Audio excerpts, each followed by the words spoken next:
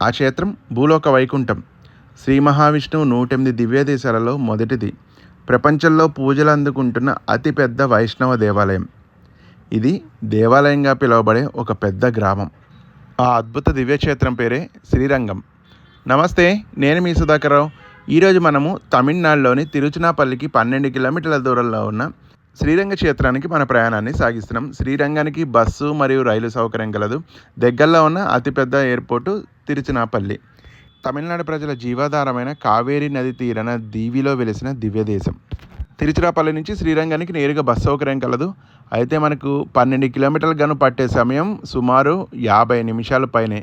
Bus అంతా నిదానంగా తీసుకెళ్తారు.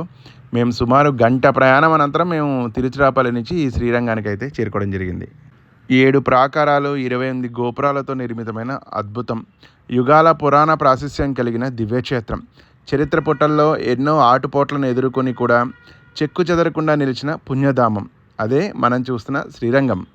156 ఎకరాల విస్తీర్ణంలో నిర్మితమైన ఈ దేవాలయాన్ని పెరియ కోవిల్, భోగమండపం, తిరువంగ తిరుపతి, భూలోక వైకుంఠం అని కూడా పిలుస్తారు. ముందుగా దేవాలయ స్థల పురాణం గురించి చర్చించుకుందాం.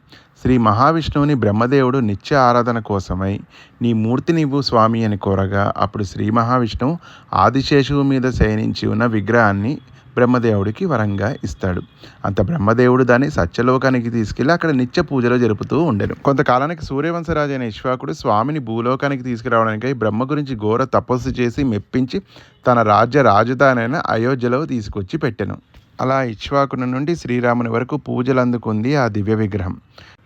అనంతరం శ్రీరాముడు వనవాసం వెళ్ళడం, రావణాసురుని వధ అనంతరం అయోధ్య చేరుకోవడం, శ్రీరాముని పట్టాభిషేక మహోత్సవానికి హాజరైన వారందరికీ శ్రీరాముడు బహుమతులు ఇస్తూ విభీషణుడి వద్దకి చేరెను.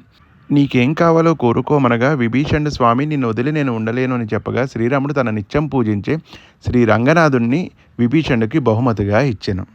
ఆనందంతో తన శిరస్సు మీద పెట్టుకుని లంకకు ప్రయాణమయ్యాను విభీషణుడు. కావేరీ నది తీరానికి రాగానే సంధ్యవేళ కావడంతో శ్రీరంగ విమానాన్ని చంద్ర పుష్కరిణి సమీపంలో ఉంచి సంధ్యావందనానికై వెళ్ళను. తిరిగి వచ్చి దాన్ని పైకి ఎత్తబోగా అది ఎంత ప్రయత్నించినను రాకపోవడంతో మిక్కిలి దుఃఖానికి లోనయ్యాను. అప్పుడు స్వామివారు సాక్షాత్కరించి నేను ఇక్కడే కొలువై ఉండను, నీవు నిత్యం రాత్రి నన్ను వచ్చి పూజించమని చెప్పి నేను దక్షిణం వైపు తిరిగి నిన్నెప్పుడూ చూస్తూ ఉంటాను అని వరమిచ్చాను. ఇక చేసేదేమీ లేక విగ్రహాన్ని అక్కడే విడిచిపెట్టి లంకకి పయనమైన విభీషణుడు. ఆ విధంగా తమిళనాడులోని కావేరీ నది తీరంలో కొలువై ఉన్నాడు శ్రీరంగనాథుడు.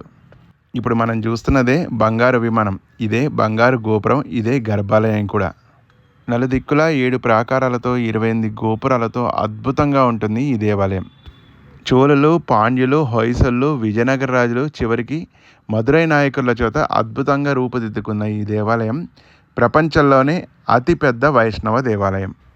అనేకసార్లు శిథిలమై పునర్నిర్మితమైన ఈ దేవాలయం చివరిగా 10వ శతాబ్దంలో చోళుల చేత పునర్నిర్మితమై ముఖ్యంగా ప్రధాన గోపురం 11 అంతస్తుల ఎత్తుతో 237 అడుగుల పొడవుతో భారతదేశంలోనే అతిపెద్ద గోపురంగా నిలిచింది.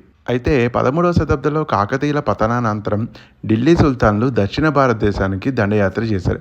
ముఖ్యంగా అల్లావుద్దీన్ సైన్యంలోని మాలిక్ కాఫూర్ దేవాలయంలో విధ్వంసం సృష్టించి సంపదని దోచుకోవడం మాత్రమే కాకుండా అడ్డు వచ్చిన 12,000 మంది శ్రీ వైష్ణవుల్ని అంతమొందించాడు. దేవాలయ ప్రధాన పూజారి పెరియాలవారి విగ్రహాన్ని దగ్గరలోని మదురైకి తీసుకెళ్లాలని ప్రయత్నించగా వెల్లై అనబడే దేవదాసి తన నాట్యంతో సైన్య సమయాన్ని వృధా చేసి సైన్యాధ్యక్షుడిని గోపురం పైనుంచి తోసేసి తాను కూడా శ్రీరంగనాథుడిని తలుచుకుని ఆత్మార్పణం చేసింది.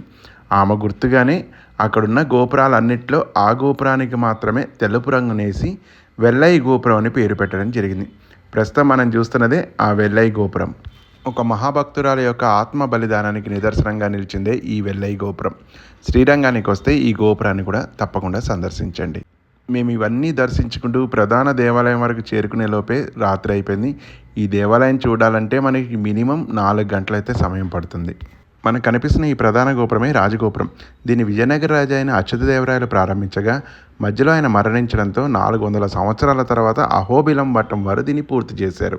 శ్రీరంగం అనే గ్రామంలో ఈ దేవాలయం ఉందని చెప్పడం కన్నా ఈ దేవాలయంలోనే శ్రీరంగం అనే గ్రామం ఉందని చెప్పచ్చు. అంత భారీగా ఉంటుంది ఈ గుడి. మధ్యలో అనేక గృహ సముదాయాలు, షాపింగ్ మాల్స్ ఎన్నెన్నో మనకి తారసపడుతూ ఉంటాయి. మనకి ఎదురుకుండా కనిపిస్తున్న ఈ గోపురం వరకే మనకి ఆటోలు మరియు ద్విచక్ర వాహనాలకి అనుమతి ఉంటుంది. దీని తర్వాత నుంచి మనం పూర్తిగా నడిచే వెళ్ళాల్సి ఉంటుంది. ఈ గోపురం దాటి లోపలికి ప్రవేశించగానే మనకు ఎదురుకుండా వచ్చేదే రంగ విలాస మండపం. మేము సాయంత్రం 5 గంటలకి దేవాలయ పరిసర ప్రాంతాల్లోకి ప్రవేశించాము. ఇప్పుడు సమయం 7 గంటలైంది. అంటే ఈ దేవాలయం ఎంత పెద్దదో చూడండి. దేవాలయం యొక్క చుట్టుకొలత 4 కిలోమీటర్లు. ఇప్పుడు మనం చూస్తున్నదే రామానుజ మండపం. మేము వచ్చిన సమయం కార్తీక మాసం కావడంతో అయ్యప్ప స్వాముల రద్దీ విపరీతంగా ఉంది. కాబట్టి మేము 200 రూపాయల ప్రత్యేక దర్శనం తీసుకుని స్వామివారి దర్శనానికై వెళ్తున్నాం. మనకి అన్ని ప్రాంతాల్లో కెమెరాలు అయితే ఉండదు, కొన్ని చోట్ల రిస్ట్రిక్షన్స్ కూడా ఉన్నాయి. మనం ఆల్మోస్ట్ గర్భాలయం దగ్గరలో చేరుకున్నాము. ఇక్కడ నుంచి ముందుగా వెళ్తే మనకి గర్భాలయం వస్తుంది. ఇక్కడ దేవాదాయ శాఖ వారు రిలీజ్ చేసిన స్వామిని వర్ణిస్తూ ఒక తమిళ్ వీడియో ఉంది, మీ అందరు కూడా దర్శించండి.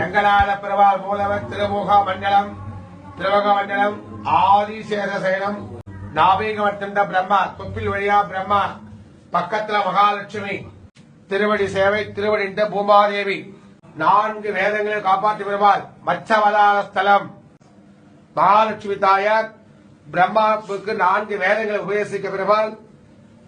சந்திரனுக்கு சாப விமோசனம் செய்த பெருமாள், சந்திரனுக்கு சாப விமோசனம் செய்த பெருமாள். உற்சவ ஸ்ரீதேவி பூதேவி பூமாதேவி திருவடி சேவை. சந்திரனுக்கு சாப விமோசனம் செய்த பெருமாள். சந்திர புஷ்கரி தீர்த்தம் தடாகம் கருடாழ்வார் ஒரு புஜத்தை பெருமாளுடைய ஒரு புஜத்தை தன்னுடைய புஜத்தை காத்து தாங்கி பிடிச்சிருக்கார் கருடாழ்வார். నాతో పాటు మీ అందరు కూడా శ్రీరంగనాథుని దర్శించుకున్నారు కదా. సంవత్సరంలో 365 రోజులు ఉంటే శ్రీరంగంలో 322 రోజులు ఏవో ఒక ఉత్సవాలు జరుగుతూనే ఉంటాయి. ఈ దేవాలయంలో ముఖ్యంగా 3 బ్రహ్మోత్సవాలు జరుగుతాయి. మీరు చూస్తున్నదే ప్రధాన గర్భాలయం. మొదటి బ్రహ్మోత్సవం తమిళ మాసమైన చైత్ర అనగా ఏప్రిల్ మేలో, తర్వాత తాయి జనవరిలో, చివరిగా పంగుని మార్చి నెలలో జరుగుతాయి. ప్రస్తుతం మనం త్రిమతాచార్యుల్లో ఒకరైన శ్రీ రామానుజ మండపంలో ఉన్నాం. ఈ దేవాలయంలో మరో అద్భుతం రామానుజవారి పార్థివ దేహం. 1000 సంవత్సరాలుగా రామానుజవారి పార్థివ దేహం చెక్కు చెదిరిపోకుండా ఇక్కడే ఉంది. ఇదే రామానుజ మండపం. దీని ఎదురుకుండా ఉన్నదే గరుడాల్వార్ మండపం, అతి పెద్ద గరుక్మంతుడి విగ్రహం.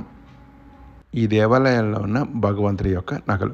ఈ దేవాలయాన్ని 10వ శతాబ్దంలో చోళులు నిర్మించగా, తర్వాత హోయసులు, విజయనగర రాజులు, చివరిగా మదురై నాయకులు అద్భుతంగా నిర్మించారు.